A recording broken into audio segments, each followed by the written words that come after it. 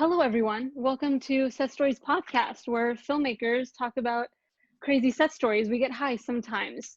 My name is Hootie. You all know that by now. And I have Charles and Jonathan with me because I make them come to every single episode. And Charles is, of course, smoking again from his Gandalf pipe, which looks amazing. What are you smoking, dude? Smoke on peace What is pipe. it? A what? I have to smoke from peace pipe. The blessed. You Oh, smoke to from peace bless pipe it. for peace. It's sativa, and I think it's blueberry. Ooh, yummy. I think That sounds good. yeah.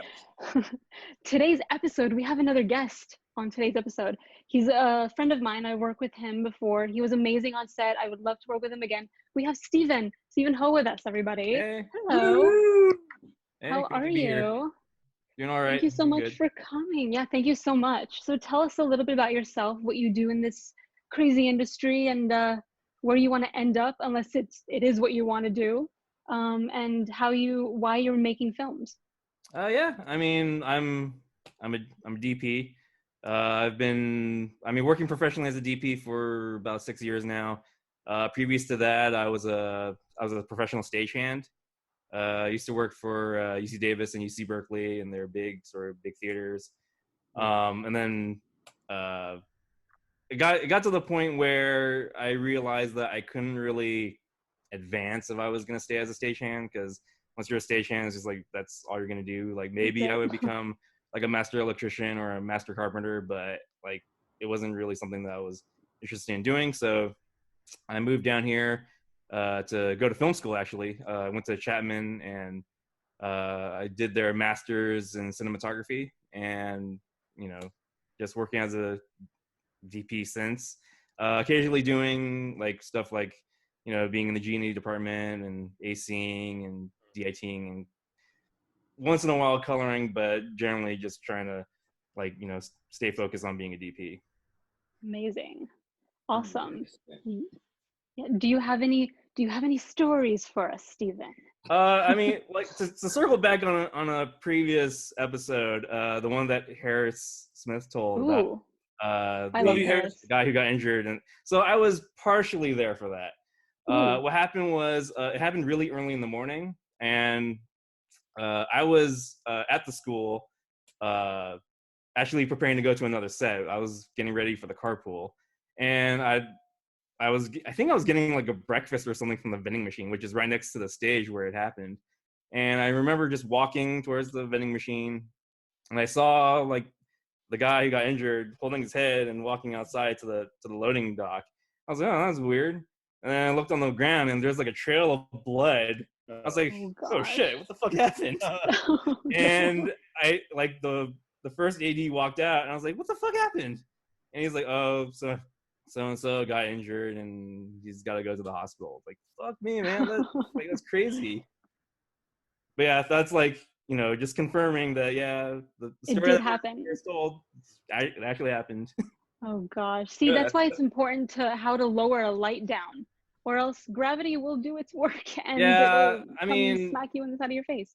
I mean, like I've heard various versions of like how it happened. I have no idea like which one is like sort of the truth, or if it's like the truth is in the middle sort of thing.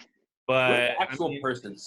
what ended up happening was like got hit on the head, got injured, got knee stitches, and it was unfortunate that happened. But it's a story that like you gotta sort of pay attention on sets, especially big stages where you're working with big lights, and there's like huge like overhead rigging systems, and you just gotta pay attention.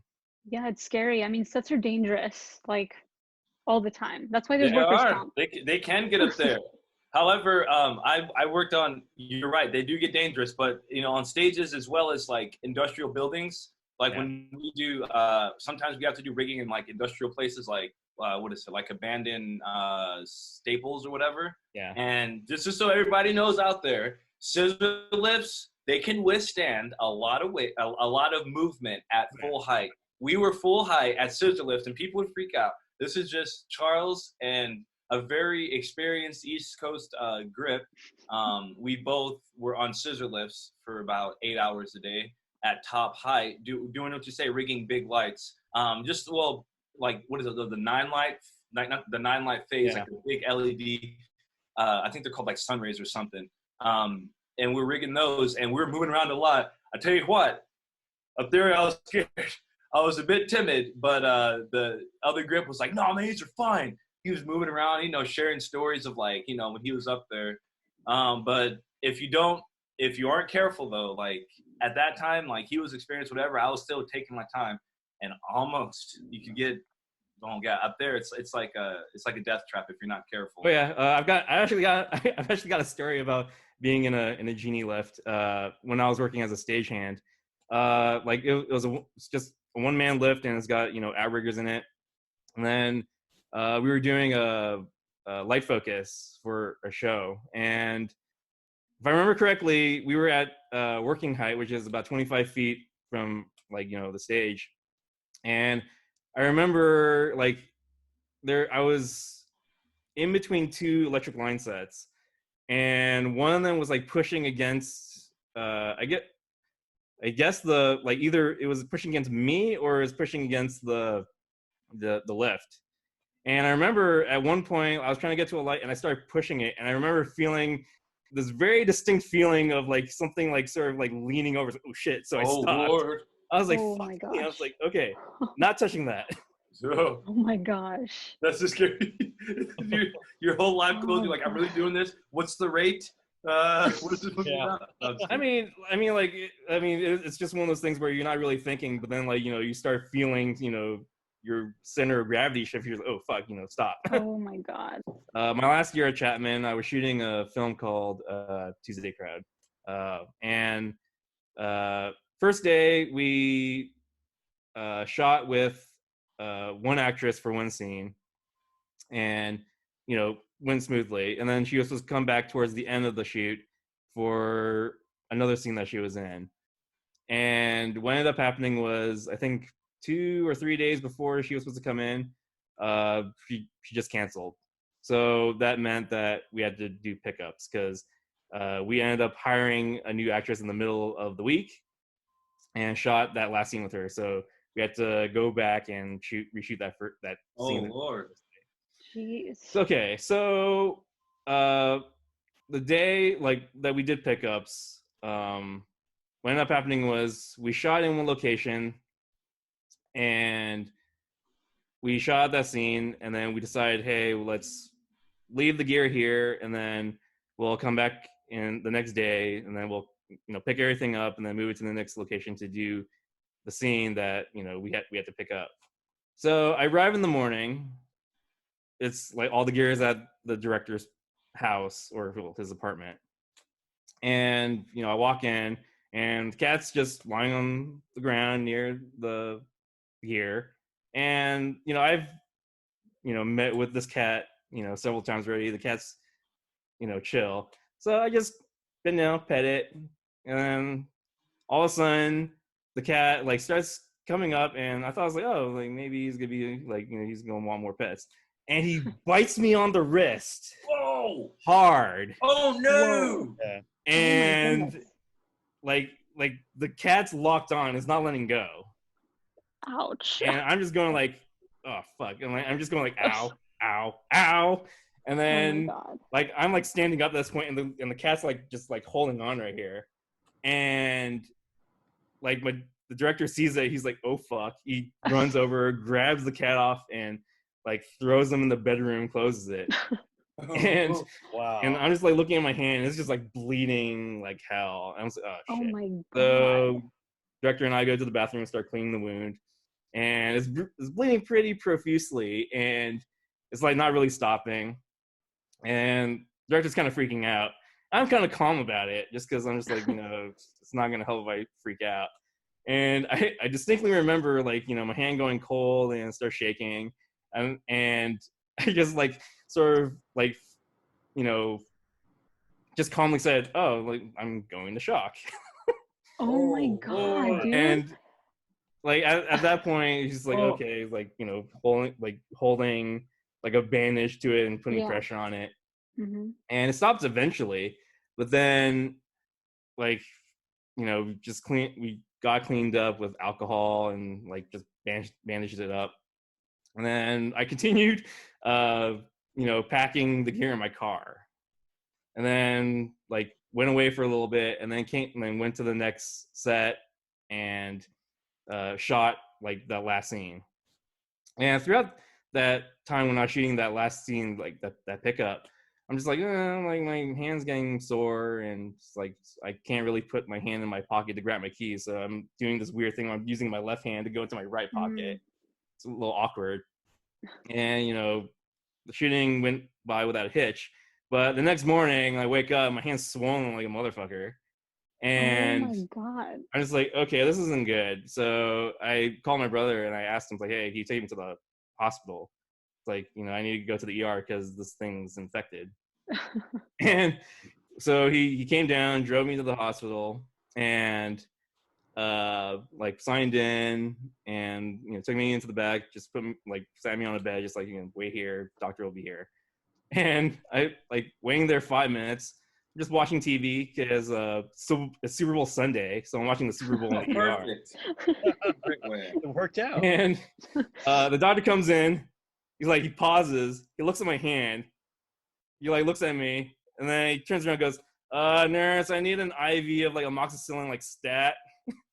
And he like turns around and he goes like, yeah, I don't really need to look at it, it's infected. And he like just says like, hey, like if you had waited a couple days, then you probably would have lost your hand. So whoa, dude, it was that bad. Oh my goodness gracious. What position were you on that set? Oh, I was a DP. Oh, you're yeah. Oh my God. And camera operator. Yeah, well, for the pickups, I was also the camera operator. During principal photography, we had a camera operator. But have you worked with any interesting directors recently? New directors that you haven't worked with before? I'm currently working with a director now. So he started out as an actor, but then he kind of wanted to create his own sort of I guess his opportunities for acting, and also he wanted to direct. So I've been working with him quite a bit, just shooting like short little, I think 5-minute, like, short films, usually horror. And then so we've just been continually working together for, I think since November. And like, we've just been sort of talking about like, we should do a horror feature, which is like a no budget affair. So we've been talking about doing that, and then we've also been talking about like doing a web series that supposedly is shooting next week, but who knows with like COVID and shit. But yeah, I mean he's been fairly interesting. He's been fairly receptive to ideas and stuff. He's really open-minded about it. So that's always great to work with a director who like who's open to ideas and doesn't immediately shoot them down. Touche. Yeah, I think those are the best peeps. We were just talking about having good people to work with, and how on the last episode of talked about how it's like Match.com, find your kind of connection, and the producer said the first thing she asked with directors, who's your DP, and if they've been working. And as it's a collaboration kind of thing, and they have to be like almost not like a married couple, but kind of. No, they are a married couple. They are. Yeah, like a married couple. And that it's hard to get there, in my opinion, unless you somehow just have chemistry with someone. Otherwise, it's just like, do this, and then that's it. And if they shoot it down, like we get shot down all the time, but they have to have some kind of solution to, or like a reason why it's getting shut down. Otherwise, all the blame gets laid onto you. Like with the director DP relationship. I mean, yeah, you have to be fairly open to to suggest to each other. It's like, hey, why don't we try this? Because this reason. I usually find that the worst thing to do is saying like I had this cool idea, but then not really having a basis for like why you want to do it other than it looks cool. Don't forget to follow us on our Instagram page, guys. Set_stories_podcast. We're on Spotify. The link is in the bio. You can check out setstoriespodcast.com for all of that info. And please, if you want to be on the show, we want everybody on the show, no matter what crew position you're on. You can DM us and email us at podcastsetstories@gmail.com. I love you all. We'll see you next week.